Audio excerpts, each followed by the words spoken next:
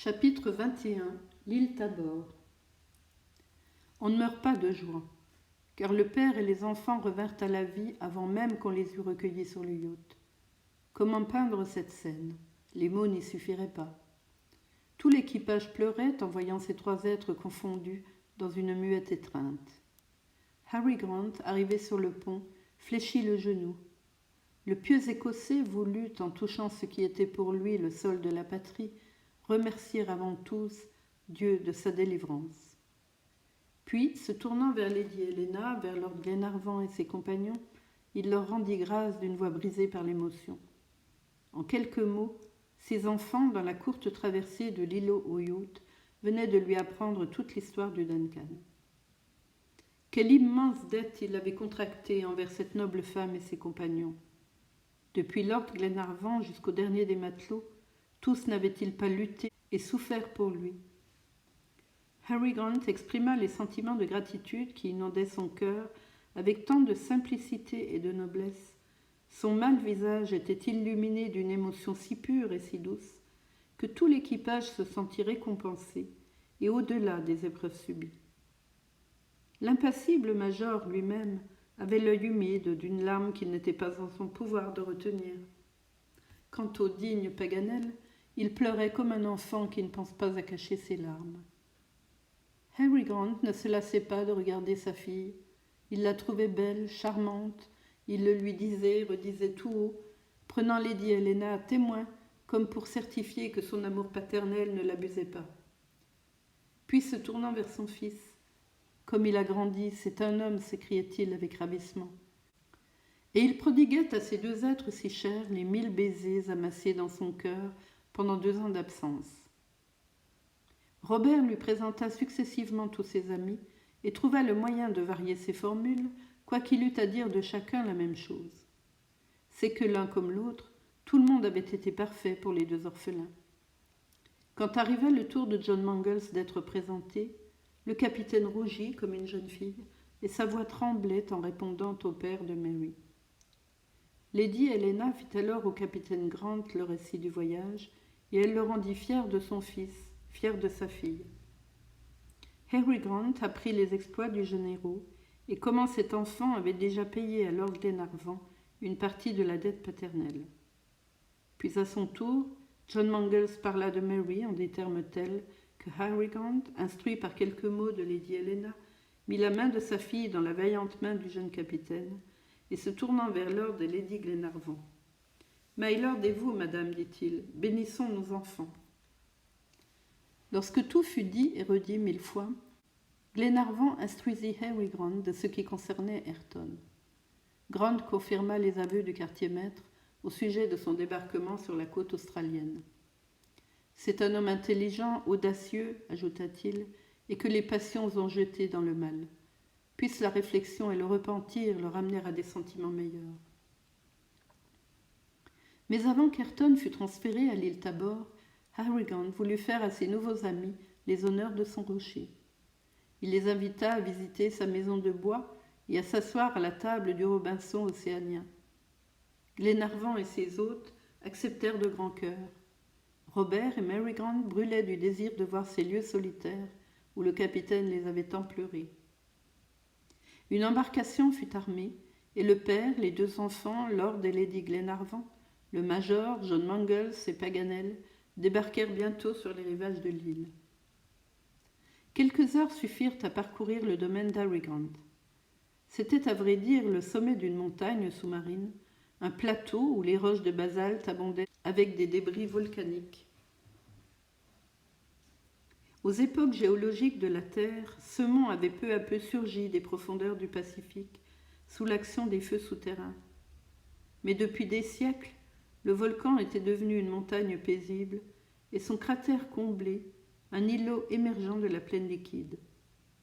Puis l'humus se forma, le règne végétal s'empara de cette terre nouvelle, quelques baleiniers de passage y débarquèrent des animaux domestiques, chèvres et porcs, qui multiplièrent à l'état sauvage, et la nature se manifesta par ses 3 règnes sur cette île perdue au milieu de l'océan.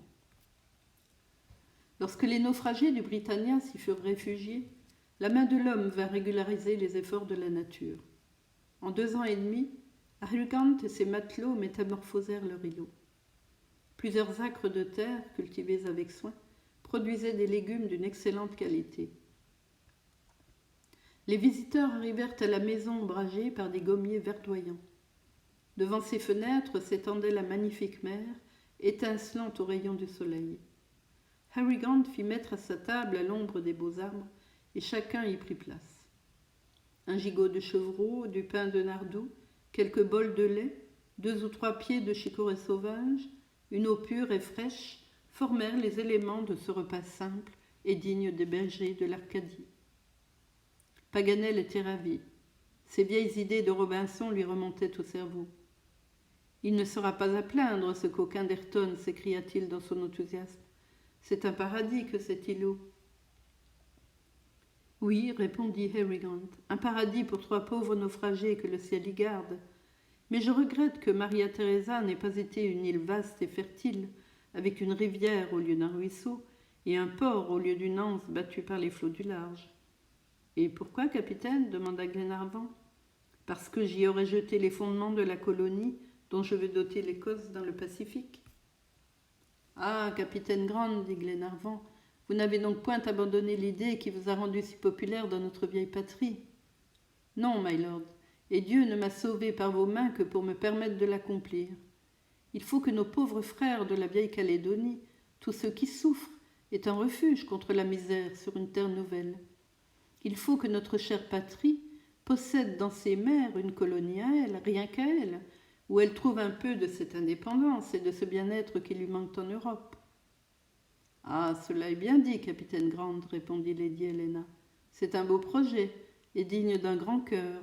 Mais cet îlot ? » ?»« Non, madame, c'est un roc bon tout au plus à nourrir quelques colons, tandis qu'il nous faut une terre vaste et riche de tous les trésors des premiers âges. »« Eh bien, capitaine, s'écria Glenarvan, l'avenir est à nous, et cette terre, nous la chercherons ensemble. » Les mains d'Harry Grant et de Glenarvan se serrèrent dans une chaude étreinte, comme pour ratifier cette promesse.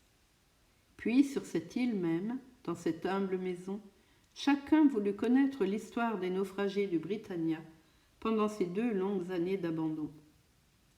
Harry Grant s'empressa de satisfaire le désir de ses nouveaux amis. « Mon histoire, dit-il, est celle de tous les Robinson jetés sur une île, et qui, ne pouvant compter que sur Dieu et sur eux-mêmes, sentent qu'ils ont le devoir de disputer leur vie aux éléments. Ce fut pendant la nuit du 26 au 27 juin 1862 que le Britannia, désemparé par 6 jours de tempête, vint se briser sur les rochers de Maria Teresa. La mer était démontée, le sauvetage impossible, et tout mon malheureux équipage périt. Seuls mes 2 matelots, Bob Learse, Joe Bell et moi, nous parvînmes à gagner la côte après 20 tentatives infructueuses. La terre qui nous recueillit n'était qu'un îlot désert, large de 2 milles, long de 5, avec une 30aine d'arbres à l'intérieur, quelques prairies et une source d'eau fraîche qui, fort heureusement, ne tarit jamais. Seul, avec mes 2 matelots, dans ce coin du monde, je ne désespérais pas. Je mis ma confiance en Dieu et je m'apprêtais à lutter résolument. Bob et Joe, mes braves compagnons d'infortune, mes amis, me secondèrent énergiquement. Nous commençâmes, comme le Robinson idéal de Daniel Defoe, notre modèle, par recueillir les épaves du navire, des outils, un peu de poudre, des armes, un sac de graines précieuses. Les premiers jours furent pénibles, mais bientôt la chasse et la pêche nous fournirent une nourriture assurée, car les chèvres sauvages pullulaient à l'intérieur de l'île, et les animaux marins abondaient sur ses côtes. Peu à peu, notre existence s'organisa régulièrement. Je connaissais exactement la situation de l'îlot par mes instruments que j'avais sauvés du naufrage. Ce relèvement nous plaçait hors de la route des navires et nous ne pouvions être recueillis à moins d'un hasard providentiel. Tout en songeant à ceux qui m'étaient chers et que je n'espérais plus revoir, j'acceptai courageusement cette épreuve et le nom de mes 2 enfants se mêla chaque jour à mes prières. Cependant, nous travaillions résolument. Bientôt, plusieurs acres de terre furent ensemencés avec les graines du Britannia. Les pommes de terre, la chicorée, l'oseille assainirent notre alimentation habituelle.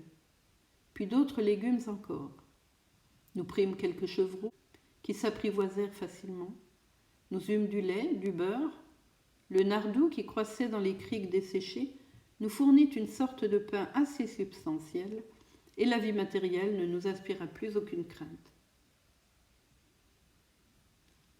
Nous avions construit une maison de planches avec les débris du Britannia.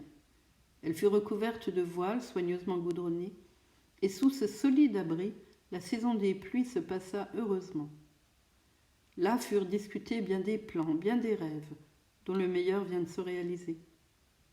J'avais d'abord eu l'idée d'affronter la mer sur un canot fait avec les épaves du navire, et 1500 milles nous séparaient de la terre la plus proche, c'est-à-dire des îles de l'archipel Pomotou. Aucune embarcation n'eût résisté à une traversée si longue. Aussi j'y renonçai, et je n'attendis plus mon salut que d'une intervention divine. Ah, mes pauvres enfants, que de fois du haut des rocs de la côte, nous avons guetté des navires au large. Pendant tout le temps que dura notre exil, 2 ou 3 voiles seulement apparurent à l'horizon, mais pour disparaître aussitôt. 2 ans et demi se passèrent ainsi. Nous n'espérions plus, mais nous ne désespérions pas encore. Enfin, la veille de ce jour, j'étais montée sur le plus haut sommet de l'île, quand j'aperçus une légère fumée dans l'ouest. Elle grandit. Bientôt, un navire devint visible à mes yeux. Il semblait se diriger vers nous. Mais n'éviterait-il pas cet îlot qui ne lui offrait aucun point de relâche? Ah, quelle journée d'angoisse! Et comment mon cœur ne s'est-il pas brisé dans ma poitrine? Mes compagnons allumèrent un feu sur un des pics de Maria Teresa. La nuit vint, mais le yacht ne fit aucun signal de reconnaissance. Le salut était là, cependant. Allions-nous donc le voir s'évanouir? Je n'hésitais plus. L'ombre s'accroissait. Le navire pouvait doubler l'île pendant la nuit. Je me jetai à la mer et me dirigeai vers lui. L'espoir triplait mes forces. Je fendais les lames avec une vigueur surhumaine. J'approchai du yacht et 30 brasses m'en séparaient à peine quand il vira de bord. Alors je poussai ces cris désespérés que mes 2 enfants furent seuls à entendre et qui n'avaient point été une illusion. Puis je revins au rivage, épuisé, vaincu par l'émotion et la fatigue. Mes 2 matelots me recueillirent à demi-mort. Ce fut une nuit horrible que cette dernière nuit que nous passâmes dans l'île, et nous nous croyions pour jamais abandonnés, quand le jour venu, j'aperçus le yacht qui courait débordé sous petite vapeur. Votre canot fut mis à la mer, nous étions sauvés, et divine bonté du ciel, mes enfants, mes chers enfants, étaient là, qui me tendaient les bras. Le récit d'Harry Grant s'acheva au milieu des baisers et des caresses de Mary et de Robert. Et ce fut alors seulement que le capitaine apprit qu'il devait son salut à ce document passablement hiéroglyphique que 8 jours après son naufrage, il avait enfermé dans une bouteille et confié aux caprices des flots. Mais que pensait Jacques Paganel pendant le récit du capitaine Grant? Le digne géographe retournait une 1000e fois dans son cerveau les mots du document. Il repassait ces 3 interprétations successives, fausses toutes 3. Comment sait-il Maria Teresa était-elle donc indiquée sur ces papiers rongés par la mer? Paganel n'y tint plus, et saisissant la main d'Harry Grant, « Capitaine, s'écria-t-il, me direz-vous enfin ce que contenait votre indéchiffrable document ?» À cette demande du géographe, la curiosité fut générale, car le mot de l'énigme, cherché depuis 9 mois, allait être prononcé. « Eh bien, capitaine, demanda Paganel, vous souvenez-vous des termes précis du document ?»« Exactement, répondit Harry Grant, et pas un jour ne s'est écoulé sans que ma mémoire ne m'ait rappelé ces mots auxquels se rattachait notre seul espoir. »« Et quels sont-ils, capitaine ?» demanda Glenarvan. « Parlez, car notre amour-propre est piqué au vif. »« Je suis prête à vous satisfaire, répondit Harry Grant, mais vous savez que pour multiplier les chances de salut, j'avais renfermé dans la bouteille 3 documents écrits en 3 langues. Lequel désirez-vous connaître ? » « Ils ne sont donc pas identiques ?» s'écria Paganel. « Si, à un nom près. »« Eh bien, citez le document français, reprit Glenarvan. C'est celui que les flots ont le plus respecté, et il a principalement servi de base à nos interprétations. My Lord, le voici mot pour mot, répondit Harry Grant. Le 27 juin 1862, le 3 mâts Britannia de Glasgow s'est perdu à 1500 lieues de la Patagonie, dans l'hémisphère austral. Portés à terre, 2 matelots et le capitaine Grant ont atteint à l'île Tabor. Hein? Fit Paganel. Là, reprit Harry Grant, continuellement en proie à une cruelle indigence, ils ont jeté ce document par 15 degrés 3 de longitude et 37 degrés 11 de latitude. Venez à leur secours, ou ils sont perdus. À ce nom de Tabor, Paganel s'était levé brusquement. Puis, ne se contenant plus, il s'écria. « Comment l'île Tabor? Mais c'est l'île Maria Theresa !»« Sans doute, monsieur Paganel, répondit Harry Grant. Maria Theresa sur les cartes anglaises et allemandes, mais Tabor sur les cartes françaises. » À cet instant, un formidable coup de poing atteignit l'épaule de Paganel qui plia sous le choc. La vérité oblige à dire qu'il lui fut adressé par le major, manquant pour la première fois à si graves habitudes de convenance. « Géographe, dit McNabbs avec le ton du plus profond mépris. Mais Paganel n'avait même pas senti la main du major. Qu'était-ce auprès du coup géographique qui l'accablait? Ainsi donc, comme il l'apprit au capitaine Grant, il s'était peu à peu rapproché de la vérité. Il avait déchiffré presque entièrement l'indéchiffrable document. Tour à tour, les noms de la Patagonie, de l'Australie, de la Nouvelle-Zélande lui étaient apparus avec une irrécusable certitude. Cotin, d'abord continent, avait peu à peu repris sa véritable signification de continuellement. Indi avait successivement signifié indien, indigène, puis enfin indigence, son sens vrai. Seul le mot rongé à bord avait trompé la sagacité du géographe. Paganel en avait fait obstinément le radical du verbe aborder, quand c'était le nom propre, le nom français de l'île Tabor, de l'île qui servait de refuge aux naufragés du Britannia. Erreur difficile à éviter, cependant, puisque les planisphères du Duncan donnaient à cet îlot le nom de Maria Theresa. « Il n'importe, s'écriait Paganel, s'arrachant les cheveux, je n'aurais pas dû oublier cette double appellation. C'est une faute impardonnable, une erreur indigne d'un secrétaire de la Société de géographie. Je suis déshonoré. » « Mais, monsieur Paganel, dit Lady Helena, modérez votre douleur. »« Non, madame, non, je ne suis qu'un âne. »« Et pas même un âne savant, répondit le major en manière de consolation. Lorsque le repas fut terminé, Harry Grant remit toutes choses en ordre dans sa maison. Il n'emporta rien, voulant que le coupable héritât des richesses de l'honnête homme. On revint à bord. Glenarvan comptait partir le jour même et donna ses ordres pour le débarquement du quartier-maître. Ayrton fut amené sur la dunette et se trouva en présence d'Harry Grant. « C'est moi, Ayrton, dit Grant.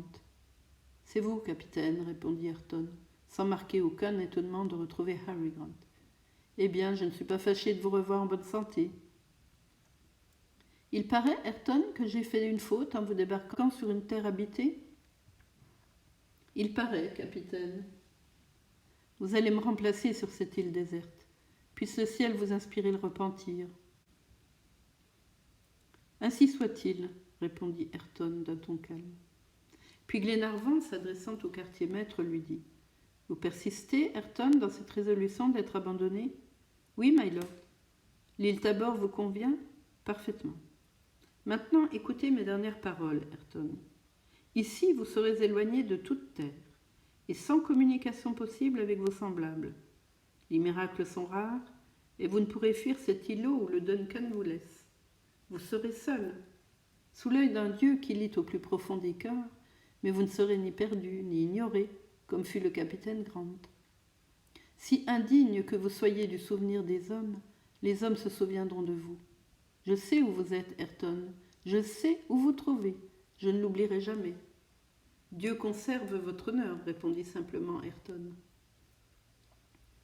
Telles furent les dernières paroles échangées entre Glenarvan et le quartier-maître. Le canot était prêt, Ayrton y descendit. John Mangles avait d'avance fait transporter dans l'île quelques caisses d'aliments conservés, des outils, des armes et un approvisionnement de poudre et de plomb. Le quartier-maître pouvait donc se régénérer par le travail. Rien ne lui manquait, pas même des livres, et entre autres la Bible, si chère aux cœurs anglais. L'heure de la séparation était venue. L'équipage et les passagers se tenaient sur le pont. Plus d'un se sentait l'âme serrée. Mary Grant et Lady Helena ne pouvaient contenir leur émotion. « Il le faut donc, demanda la jeune femme à son mari. Il faut donc que ce malheureux soit abandonné. Il le faut, Helena, répondit Lord Glenarvan. C'est l'expiation. En ce moment, le canot, commandé par John Mangles, déborda. Ayrton, debout, toujours impassible, ôta son chapeau et salua gravement. Glenarvan se découvrit avec lui tout l'équipage, comme on fait devant un homme qui va mourir, et l'embarcation s'éloigna au milieu d'un profond silence. Ayrton, arrivé à terre, sauta sur le sable et le canot revint à bord. Il était alors 4 heures du soir, et du haut de la dunette, les passagers purent voir le quartier-maître, les bras croisés, immobile comme une statue sur un roc, et regardant le navire. « Nous partons, my lord » demanda John Mangles. « Oui, John » répondit vivement Glenarvan, plus ému qu'il ne voulait le paraître. « Go ahead » cria John à l'ingénieur.